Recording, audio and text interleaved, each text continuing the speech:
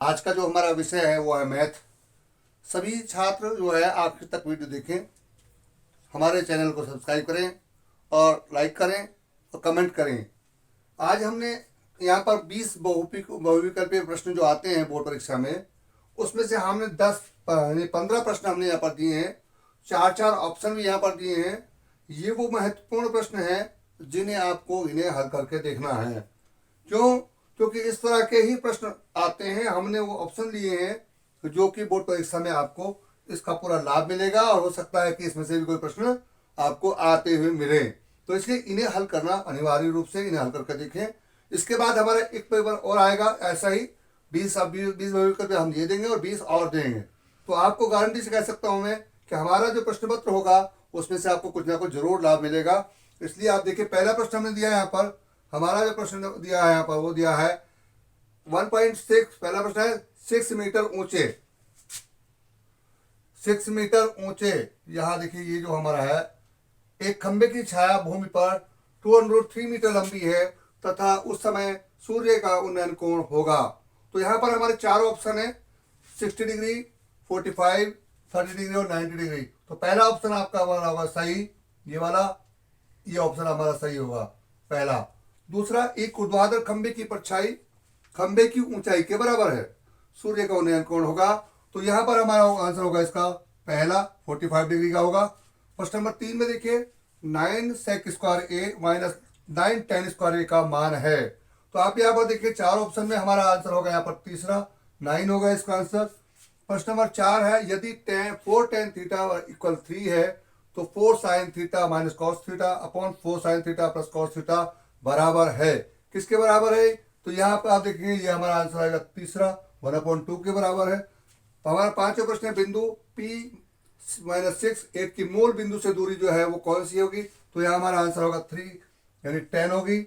इसके बाद एक समचतुर्भुज के विकर्णों की लंबाइयाँ 16 सेंटीमीटर और 12 सेंटीमीटर है, तब इस समचतुर्भुज की भुजा की लंबाई है।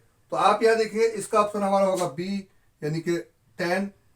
यदि एक समांतर श्रेणी का समांतर -4 तथा 10वां पद -8 है तो श्रेणी का प्रथम पद होगा। यहाँ पर चार ऑप्शन हमारे पास है, -40, 20, 28, 36। तो यहाँ हमारा आंसर होगा 28। प्रश्न नंबर 8 देखिए, यदि 1/x² 5 इक्वल 1/9 है तो x का मान होगा। इसका आंसर हमारा आएगा +-2 आएगा। यदि द्विघात समीकरण 3x² - 6x + k = 0 के मूल समान है तो k का मान है, तो यह आएगा 3। आंसर देखिए, यदि रैखिक समीकरणों का कोई युग्म संगत है तो इसके आलेख की रेखाएं होंगी।